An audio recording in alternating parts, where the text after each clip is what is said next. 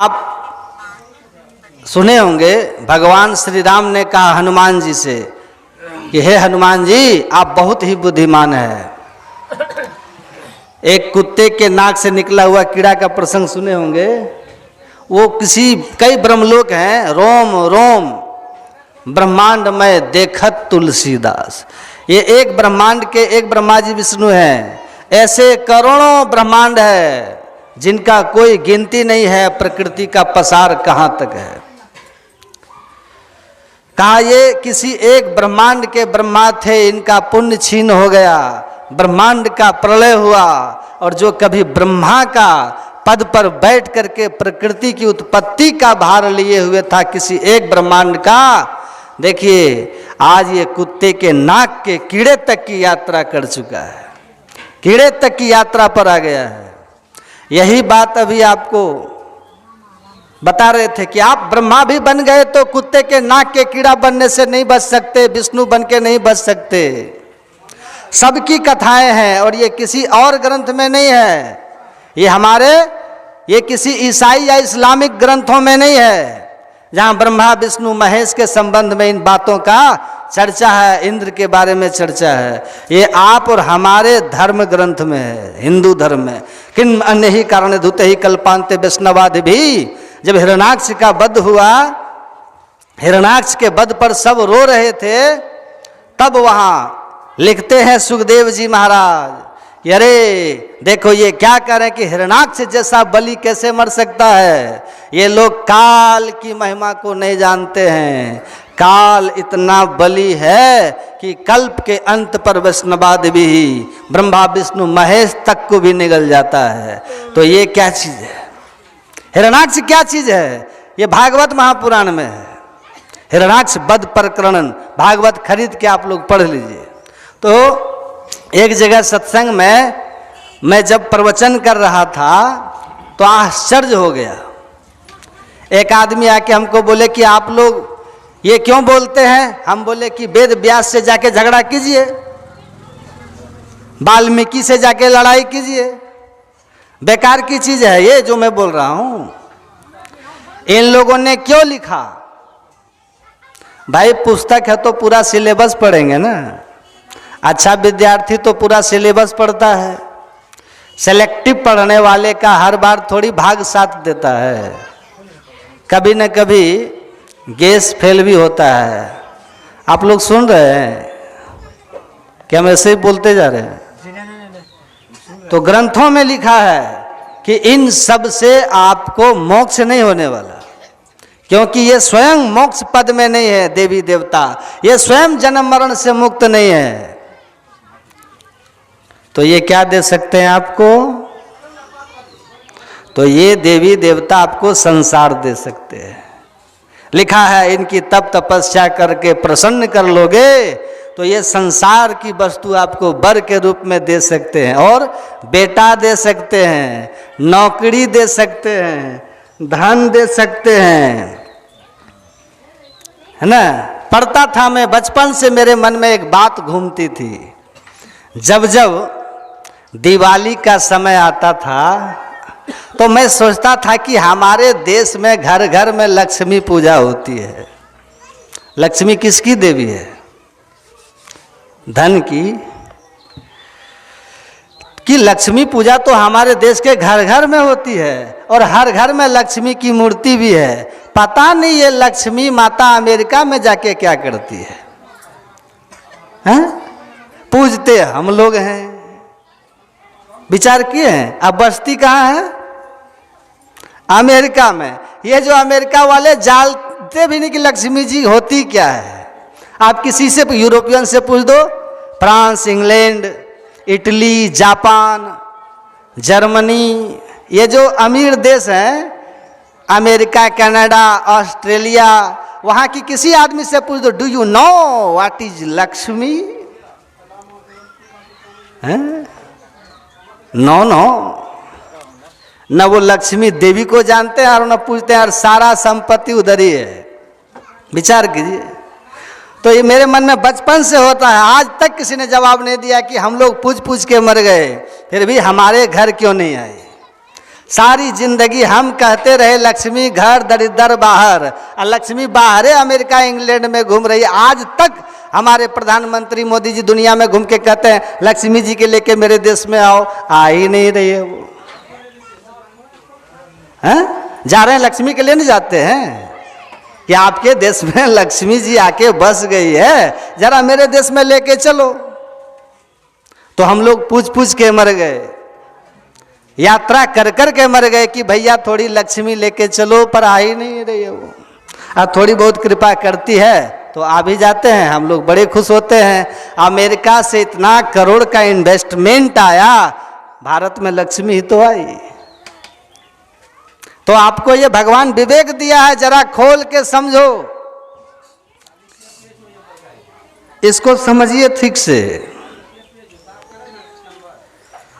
तो थोड़ा बहुत तो मिल जाएगा देवी देवता से, लेकिन बहुतायत में तो उसकी अलग व्यवस्था है भाई।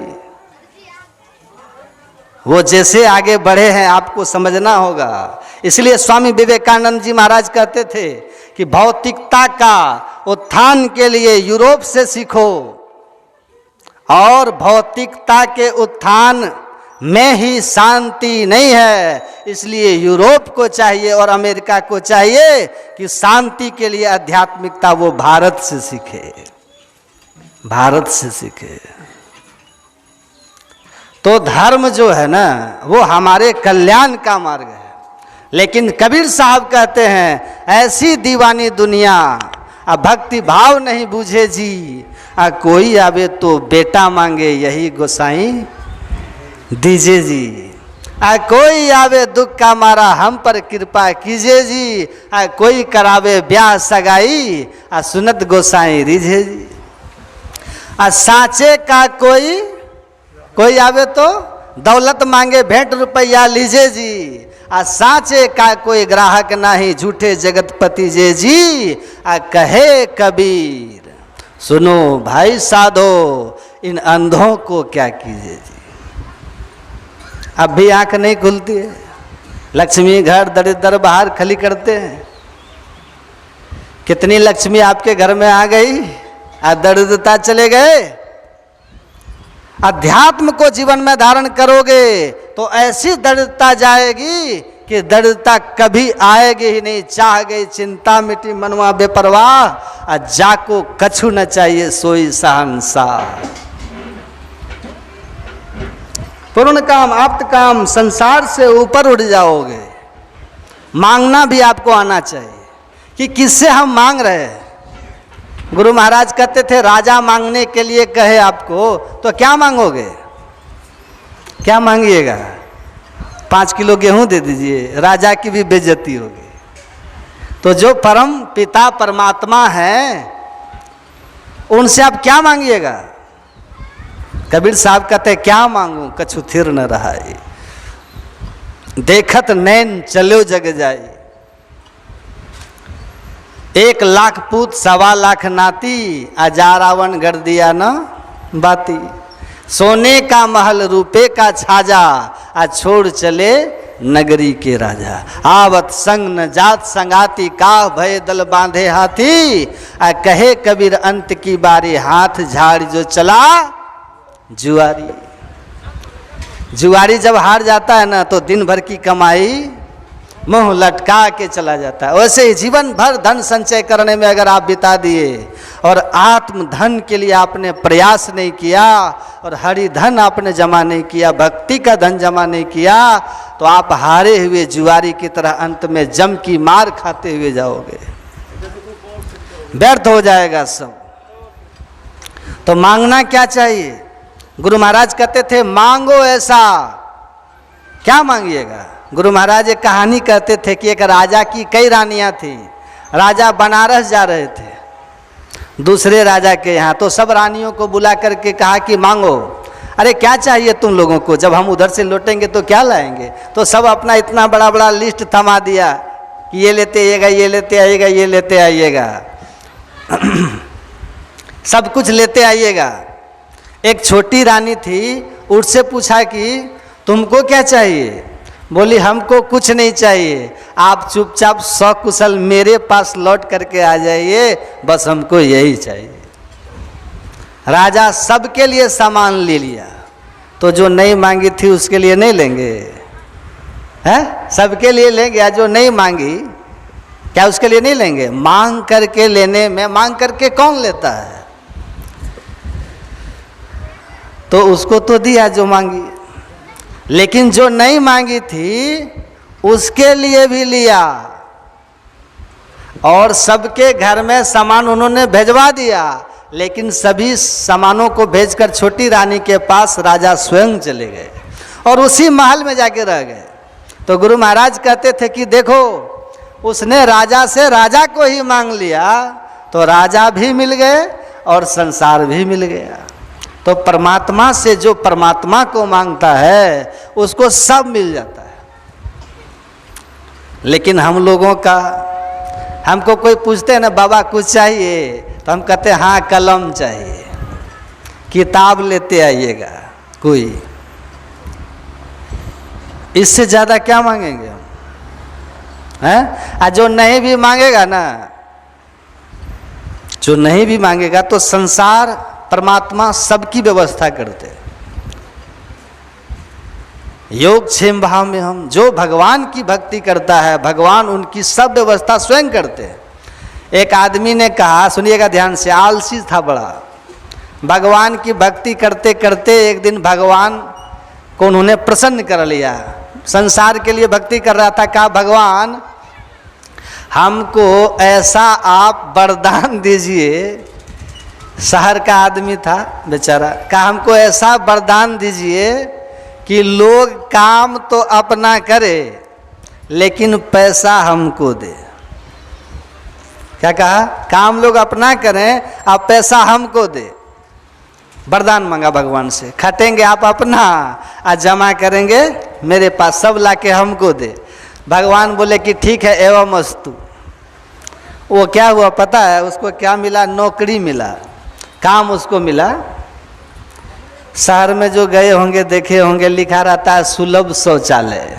होता है शौचालय में लोग जाते हैं, शौच पे खाना करते हैं, और वहाँ जो बैठा रहता है उसको 10 रुपया 5 रुपया देते हैं। वो उसी सुलभ शौचालय का किरानी बन गया।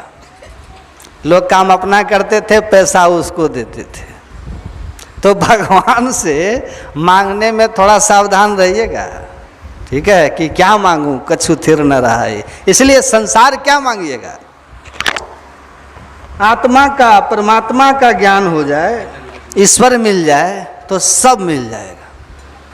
आप भक्ति कीजिए, व्यवस्था ईश्वर की होगी। आप भक्ति में, आपकी वृत्ति भक्ति में हो तो आप ही व्यवस्था सब हो जाती है अपने आप, संसार अपने आप सुधर जाता है। लक्ष्मी भले यूरोप अमेरिका में होगा, वहाँ रहेगी, लेकिन शांति की खोज में वो यहीं आते हैं, भारत आते हैं। क्योंकि यहाँ अध्यात्म की पूंजी है, अध्यात्म की शक्ति है, अध्यात्म का धन है भारत में। और ये धन आ गया तो फिर सब धन धूलि समान। तो धर्म सुख, शांति और आनंद के लिए होता है, और मानव जीवन का यही कर्तव्य है कि यह मनुष्य का शरीर मिला है। भगवान विष्णु ने गरुड़ जी से कहा कि इसका लक्ष्य क्या है? अनित्यानि शरीरानि विभौ नेवो शाश्वतः नित्यं सन्निहितं मृत्यु कर्तव्यो धर्म संग्रह। कहते हैं ये अनित्य है, ये देव दुर्लभ है, लेकिन स्थिर नहीं है, नाशवान है। पानी कासा बुलबुला यह तन ऐसा होय, पानी के बुलबुले के समान ये शरीर कब कहाँ नष्ट हो जाए इसके बारे में हमें कोई पता नहीं है। अनित्यानि शरीरानि विभव नेवो शाश्वतः, कितना भी धन संपत्ति वैभव आप जमा कर लें, लेकिन वो शाश्वत नहीं है। 1 लाख पूत 1.25 लाख नाती, जा रावण कर दिया न बाती। रुपए के महल, सोने का महल रुपए का छाजा, आज छोड़ चले नगरी के राजा। आवत संग न जात संगाति का, भय दल बांधे हाथी, कहे कबीर अंत की बारी, हाथ झाड़ जो चला जुआरी। तो कितना भी धन वैभव आप जमा किए, ये आपके काम नहीं आएंगे। हारे हुए जुआरी की तरह संसार के पीछे भागने वाला हताश निराश जाता है। एक तो अंधेरी कोठरी तामे दियो न बाती हो, अब बहियाँ पकड़ जम ले चला कोई संग न साथी हो। यही भगवान राम कह रहे हैं कि यही तन कर फल विषय न भाई। विषय नहीं कमाना है, स्वर्ग भी मिल जाएगा तो स्वर्ग स्वल्प, जब तक पुण्य है तब तक रहोगे। अपुण्य छीन पतानंते महादुखम परिताप सुदारुणः स्वर्गा भाजस चरंती है तस्मात् स्वर्ग न कामये। कहा है स्वर्ग में जब पुण्य छीन होगा, ये जो मैं कह रहा हूँ ना कि ये क्या दे सकते हैं देवी देवता, ये पुण्य से आपको संसार दे सकते हैं, स्वर्ग आपको दे सकते हैं। गुरु महाराज ने कहा अनेक देवता मिलकर अलग अलग जितना आपको दे सकते हैं, अकेले ईश्वर आपको उससे अनंत गुना अधिक दे सकते हैं। क्योंकि देवताओं में जो कुछ देने की शक्ति सामर्थ्य है वो ईश्वर की ही दी हुई है, और इनको थोड़ी थोड़ी शक्ति दे करके ईश्वर अनंत शक्ति के भंडार है।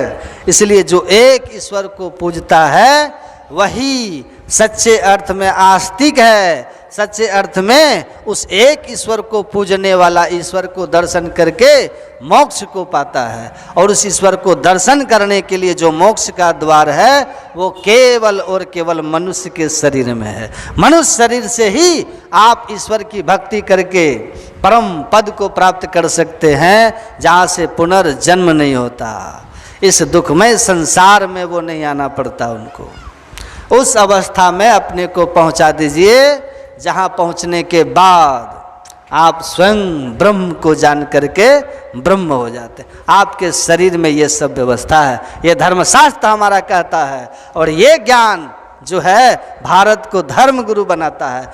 जब एक ऋषि आत्मोन्नति के शिखर पर जाकर के कहता है अहम ब्रह्मास्मि, कि मैं ब्रह्म हूँ, ये आत्मोन्नति के शिखर पर पहुंचकर अब वो आत्मोन्नति के शिखर पर जीव शिव तक की यात्रा पूरी करता है। शिव से मिलकर के एक मेक होता है। शिव मतलब परमात्मा कल्याणकारी ईश्वर, और तब कहता है मैं ब्रह्म हूँ। वो व्यवस्था मैं ब्रह्म हूँ तक की यात्रा आप पूरी कर सकते हैं केवल इस मनुष्य शरीर के उस दसम द्वार मोक्ष के द्वार को खोज करके, उस मोक्ष द्वार में प्रवेश करके। इसलिए गुरु महाराज जी के प्रवचन में है, जो लोग कहते हैं कि ईश्वर तक जाने के अनेक रास्ते हैं, वे न अपने शरीर को जानते हैं, न वे ईश्वर स्वरूप को जानते हैं, न अपने आप को जानते हैं। मैं एक बार नहीं 1000 बार कहता हूँ, 1000 बार कहता हूँ। गुरु महाराज कहते हैं स्वर्ग में जाने के, बैकुंठ में जाने के, ब्रह्मलोक में जाने के, अर्थात सातों स्वर्ग में जाने के अनेक रास्ते हैं। दान करके, व्रत करके, तीर्थाटन करके या सेवा करके, अनेक तरह के या देव मूर्तियों के जो पूजन है, मंत्र के जप हैं, इस तरह के कर्मों को करके, सत्कर्मों को, अनेक तरह के सत्कर्म हैं। किसी भी सत्कर्म के द्वारा आप पुण्य अर्जित करके, यज्ञ करके, अनेक तरह के यज्ञ हैं, यज्ञ करके पुण्य जमा करके आप ब्रह्मलोक जा सकते हैं, शिवलोक जा सकते हैं। इसीलिए इन लोकों में जाने के अनेक साधन हैं, हमारे गुरु महाराज कहते हैं, और धर्म ग्रंथों में भी लिखा है, अनेक साधन हैं। लेकिन जहाँ जाकर के फिर दुखमय संसार में नहीं आना पड़ता, पर इन लोकों में आप जहाँ भी जाइएगा आपको आना पड़ेगा, क्योंकि सातों स्वर्ग केर निवासी, दिव्य देव सब अमित बिलासी। कोई न स्थिर सभी बटोही, सबको आना है। जब ब्रह्मा विष्णु को आना है तो उसके लोक में आप कहाँ स्थिर होंगे? तो एक न एक दिन फिर ये दुख आपके जीवन में लग जाएगा। लेकिन वो ईश्वर जहाँ जाकर के यद गत्वा न निवर्तन्ते तद्धाम परमम मम, भगवान कृष्ण कहते हैं जहाँ जाकर जीव को फिर इस दुखमय संसार में नहीं आना पड़ता, वो मेरा परम धाम है। उस परम धाम की यात्रा करने का एकमात्र रास्ता है, वो मोक्ष का द्वार, वो तुम्हारे अंदर में है। उसी को शिवनेत्र, सुषुम्ना, सहरग, दशम द्वार, स्टार, स्टार अनेक नामों से पुकारा जाता है, लेकिन है वो हम आपके अंदर में, 10वां द्वार शिवनेत्र। इसीलिए भगवान शिव ने कहा था, आजकल बड़ा जोर शोर चलता है ना, आजकल बड़ा जोर शोर चलता है। हम लोग अभी आ रहे थे ना आपकी पर्वता, तो जहाँ गाड़ी धीरे होता था गांव के पास, तो वहीं से गीत सुनाई देता था भोला बाबा का। अच्छी बात है, गीत भगवान का नाम किसी भी रूप में लो तो लाभ ही है, लेकिन ठीक ठीक समझ के लो तब पूरा लाभ है ना। लोग रुद्राक्ष भी पहनते हैं हाथों में, उस रुद्राक्ष की भी महिमा है, लेकिन असली रुद्राक्ष जो पाप का नाश करने वाला है, वो भगवान शिव खुद बता रहे हैं कि वो कहाँ पर है। उसी को हम लोग मोक्ष का द्वार कहते हैं। भगवान शिव कहते हैं कि शिरः कपाले रुद्राक्षम विवरम चिंत्येद यदा तदा ज्योति प्रकाश स्याद विद्युत पुंज समप्रभ एतत् चिंतन मात्रेण पापा नाम संक्षयो भवेद दुराचारी को पुरुष लभते परमम पदम। शिरः कपाले रुद्राक्षम, सिर का जो कपाल भाग है ना, कपाल, उसके बीच में रुद्र अक्षम, रुद्र मतलब शिव, अक्ष मतलब आंख, शिव नेत्र है।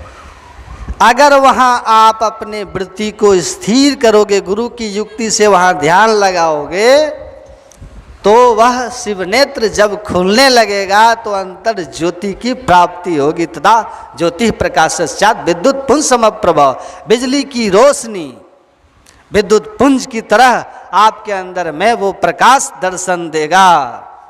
उस प्रकाश के एक झलक दर्शन मात्र से उस सुषुम्ना मोक्ष द्वार में प्रवेश करके एक झलक भी प्रकाश की आपने अगर पा ली, उस अंतः प्रकाश की, शिव नेत्र के प्रकाश के, तो भगवान शिव कहते हैं पापा नाम संक्षयो भवेद, आपके पापों का नाश होता है।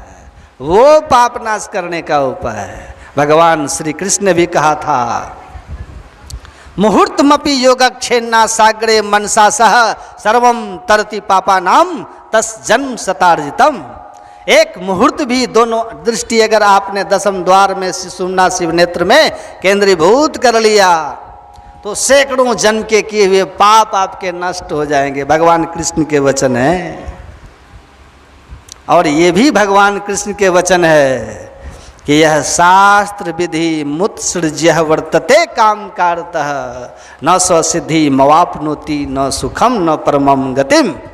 भगवान शिव कहते हैं, भगवान कृष्ण कहते हैं, अर्जुन, ये शास्त्र विधि मुत्सृज्य, जो शास्त्रों में वर्णित विधि, सिद्धि पाने का क्या उपाय है, सफलता पाने की भक्ति में क्या उपाय है, अगर सफल होना चाहते हो तो उसका क्या उपाय है। भगवान कृष्ण कहते हैं शास्त्र विधि मुत्सृज्य, शास्त्र में जो वर्णन है भक्ति का, शास्त्र में जो वर्णन है उस शास्त्र में वर्णित विधि के अनुकूल भक्ति करो। सिद्धि मोआपनोति, आप सफलता को प्राप्त करोगे, सिद्धि को प्राप्त करोगे, परम गति को प्राप्त करोगे, सुख को प्राप्त करोगे। आज शास्त्र में वर्णित विधि को छोड़ करके जो केवल काम करता है, देखा देखी, बाबूजी करते थे तो बेटा जी भी कर रहे हैं, देख लिया था जैसे वो कर रहे हैं तो वैसे ही हम भी कर रहे हैं, अच्छी बात है कर रहे हैं। एक लड़के से हमने पूछा कि आप दीक्षा उक्षा लेकर के आगे का कीजिए। एक मंदिर में वो पूजा वूजा करते थे, उनके परंपरागत मंदिर थे। कहा हमारे बाप दादा यही करते आए हैं बाबा, इसलिए हम यही करते। हम बोले ठीक है, वो यही करते थे तो आप इससे आगे भी कीजिए। तो कहा नहीं बाबा, ये परंपरा हमारे कुल की है। हम पूछे आपके दादा कितने पढ़े लिखे थे? कहा दादा 1 क्लास भी नहीं पढ़े लिखे थे। अच्छा, हम बोले आपके पिताजी? हम बोले आपके पिताजी कितने पढ़े लिखे? पिताजी 5वीं पास थे। हम पूछे कि आप कितने हैं? कहा हम इंटर पास हैं बाबा। तो हम बोले आपको भी परंपरा का पालन करके मैट्रिक फेल रहना चाहिए था। परंपरा तो यही थी ना, हैं? आगे कैसे चले गए आप? तो भौतिक विद्या के परंपरा में आप उन्नति चाहते हैं और अध्यात्म में उन्नति आप क्यों नहीं चाहते हैं? आप अध्यात्म में उन्नति क्यों नहीं चाहते? कि ये जो प्राथमिक विद्यालय है, जरा ऊपर के विद्यालय में भी चलूं, बाहरी पूजा पाठ से भी थोड़ा ऊपर उठ करके आंतरिक व्यवस्था में भी कुछ झांकूं ताकूं ध्यान करके और अनुभव करूं, ऐसा आप क्यों नहीं करना चाहते हैं? तो वो चुप हो गए। तो संस्कार भी होना चाहिए। और दूसरी बात क्या है पता है? कि हमारे दिमाग के ऊपर, हमारे मानसिक स्तर पर इस तरह से कुछ बैठा दिया गया है कुछ कुछ चीज़ों को कि हम उस बंधन को नहीं तोड़ पाते हैं। जो बंधन टूटते ही आध्यात्मिकता हमारे अंदर प्रकट हो जाता है और फिर हम अपने आप में आनंद स्वरूप हो जाते हैं। वो बंधन भी है। कैसे कैसे कैसे? तो गुरु महाराज कहते हैं आप नहीं जानते हैं शरीर के संबंध में, नहीं जानते हैं धर्म ग्रंथों के संबंध में, आप नहीं जानते हैं आप अपने स्वरूप को और ईश्वर के स्वरूप को। इसलिए अनेक मार्ग कहते हैं। जितने भी धर्म ग्रंथ हैं सब ने कहा एक मार्ग है, सिर्फ एक मार्ग। वेदाहमेतम पुरुषम महांतम मादित्य वर्णम तमसः परस्ता तमेव विदिख्यादुमित्तुमेति नान्यो पंथा विद्यते अनायः। 9 अन्य पंथा विद्यते, 9 अन्य पंथा वेद के मंत्र है। उस परम पद को प्राप्त करके जिससे जीव जन्म मरण के चक्र से छूटता है, आंख बंद करके पर जो अंधकार दिखाई देता है, इस अंधकार में 10म द्वार शिवनेत्र सहरक सुषुम्ना में जो अपने वृत्ति को स्थिर कर सकता है सदगुरु की बताई सदयुक्ति से, करंधार सदगुरु दृढ़ नावा भगवान राम कहते हैं। संत सदगुरु की बताई सदयुक्ति से जैसे ही वो वृत्ति को स्थिर करता है, अंतः प्रकाश हो जाता है। वेद भगवान कहते हैं उसी प्रकाश होकर के उस परम पुरुष तक जाने का रास्ता है। 9 अन्यो पंथा विद्यते अनायः। अगर तुमको कोई और पद कहता है कि और कोई रास्ता है, तो वेद भगवान कहते हैं वो गलत बता रहा है। इसलिए ध्यान से सुनो। सर्वंतु विश्वे अमृतस्य पुत्राः आये धमानी विश्वानि तस्तुः दिव्यानि तस्तुः। कहते हैं सुनो विश्व के लोगों, दुनिया के लोगों, और दिव्यानु तस्तु है स्वर्ग में रहने वाले देवी देवता, तुम भी सुनो, तुम्हें भी पता नहीं है कि वह परम पुरुष जिसको जान लेने से जीव मृत्यु के मुंह से छूटकर शाश्वत सुख पाता है, वहाँ तक जाने का एक रास्ता है। वो आँख बंद करके अंतः प्रकाश की प्राप्ति का साधन है। और वहीं से जैसे प्रकाश होता है, शब्द मिलता है, ज्योति नाद का मार्ग बनाया धरा जाए तिल से, लो धरो जतन करो दिल से। तो वेद भगवान भी कहते हैं एक पंथ है। गुरु महाराज भी कहते हैं आप नहीं जानते अपने शरीर को, आप नहीं जानते अपने स्वरूप को, आप नहीं जानते ईश्वर के स्वरूप को। इसीलिए ना ही आपको धर्म ग्रंथों का अध्ययन है, इसलिए आप अनेक राह कहते हैं। स्वर्ग में चले जाओगे, वैकुंठ में चले जाओगे, लेकिन मोक्ष के पद में जाने के लिए तो तुम्हारे अपने अंदर के मार्ग में चलना होगा जो भगवान द्वारा निर्मित है। दोनों आँखों के ठीक मध्य में है मोक्ष का द्वार। इसलिए कहा कि सुषुम्ना सुखमना 10म द्वार, इस द्वार में चलिए। कबीर साहब ने कहा, बड़ा सुंदर ब्रह्मानंद जी महाराज का पद है, कोई ध्यावत है मथुरा नगरी, कोई जाए बनारस बास करे, जब व्यापक तत्व पिछान लिया, तब ब्रह्म का भंडा फोड़ दिया, ऐसी गुरुदेव करी कृपा, मेरे मोह का बंधन तोड़ दिया। गुरु की कृपा होती है तो कहते हैं बंद कराए पलक पट को, कहे बाहर में तुम मत भटको। बंद कराते हैं पलक पट को, बैठा देते हैं, कहते हैं मंत्र का जप करो, इष्ट रूप का ध्यान करो, और फिर दृष्टि योग की क्रिया करके उसी अंतः प्रकाश मोक्ष के द्वार में शिवनेत्र में प्रवेश कर जाओ। इसमें प्रवेश करते ही परमात्मा की ओर जाने का रास्ता मिल जाएगा। और फिर वहाँ से ज्योति और नाद के सहारे चलते हुए परम पद को प्राप्त कर लोगे। यही मनुष्य जन्म पाने का लाभ है। और इसी पथ जो आपके अंदर में ज्योति नाद का बना हुआ जो पथ है, मोक्ष का द्वार, दसम द्वार शिव नेत्र है, यही आपकी महिमा है। आपको देव दुर्लभ बनाता है। अगर ऐसे दुर्लभ तन को पाकर आपने परमात्मा की प्राप्ति के लिए गुरु करंधार रूपी सदगुरु से युक्ति लेकर साधना किए, इस पथ पर चले, तो आपका सौभाग्य हो जाएगा। आपने इस दुर्लभ तन को पाकर अपना सौभाग्य जगाया। राम तीर्थ कहते थे, we can only claim to be fortunate when we found way of salvation. हम मनुष्य शरीर पाकर अपने को बड़भागी होने का दावा तभी कर सकते हैं जब अपने अंदर ईश्वर कृत मोक्ष के द्वार का खोजी हम बन जाएंगे। जब तक मोक्ष मार्ग के हम खोजी नहीं बने, विषयी बने रहे, तो अवसर बड़ो भलो रे भाई। ईश्वर ने ये अवसर दिया था, सौभाग्य के क्षण दिए थे, लेकिन हम विषयों के भोगी बन करके, बाहरी भक्ति में लगे रह करके, संसार के फेरे में पड़े रह करके, सक्तस गृहेतु खगवत, पशु पक्षियों की तरह परिवार और बच्चों में उलझे हुए रह करके अपने इस अनमोल मानव जीवन को खो दिया। तमारूढ़ च्युतम विदुः, 84 लाख योनियों से चलते चलते ये जो मोक्ष, इतनी ऊंचाई पर हम पहुँचे थे देव दुर्लभ तन पर, यहाँ से फिर हम गिर करके 84 लाख में चले जाएंगे। कहते हैं बड़ा दुर्भाग्य हो जाएगा। इसीलिए महापुरुषों ने कहा, राम संहार सहज धर ध्यान, पीछे सहज प्रकाशे ज्ञान, जन दरिया सोई बड़भागी, जाकी सूरत ब्रह्म संग जागी। जो अपने सूरत को परमात्मा की ओर ले जाते हैं वही बड़भागी हैं, नहीं जो अपने को विषय में लगा दिए। तमारूढ़ च्युतम विदुः। तो संसार में सद्गुरु भी हैं। जब उस सद्गुरु के शरण में आएंगे तो आपको बताएंगे कि तुम्हारा शरीर देव दुर्लभ है। इस दुर्लभ शरीर में एक मुक्ति का द्वार है, उस मुक्ति के द्वार को प्रवेश कैसे करोगे और करके कैसे तुम परमात्मा को देखने, परमात्मा के धाम में पहुँचोगे, उनका दर्शन भी होगा, उनके धाम में भी पहुँचोगे, उनसे एक मेक भी हो जाओगे। जैसे नदी सागर में जाकर के मिल जाती है, वैसे जीवन काल में अंतर साधन करके जीव पीव से मिलकर एक मेघ हो जाता है। और तब वह उस अवस्था में हो जाता है जहाँ जाकर वो भी ऋषि की तरह कहता है, अहम ब्रह्मास्मि। आपको स्वयं ये अनुभव होगा, अब मैं जन्म मरण आवागमन के चक्र में रहने वाला नहीं, स्वयं ब्रह्म को जान करके ब्रह्म हो गया हूँ। इसलिए कहा, जानहु संत अनंत समाना। जो जड़ चेतन की ग्रंथि खोल करके ब्रह्म से मिल गया, वे अनंत ही हो जाते हैं। तुलसीदास जी महाराज कहते, संत भगवंत अंतर निरंतर नहीं किमपि, कह विमल मतिदास तुलसी।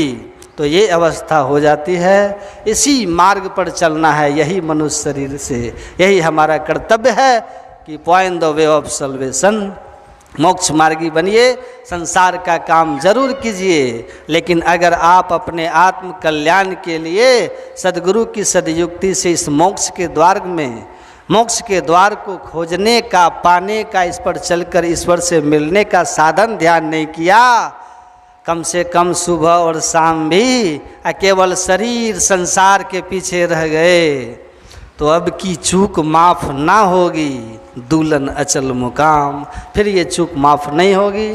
184 भ्रम के पौ अटके आए, अब की पासा ना पड़े तो फिर 84 जाए। तो बार बार सुनिए और समझिए और साधन में लगे रहिए। शरीर छूट भी जाएगा तो ये जो ज्ञान है और साधन आपको मनुष्य शरीर से नहीं गिरने देगा। अब आगे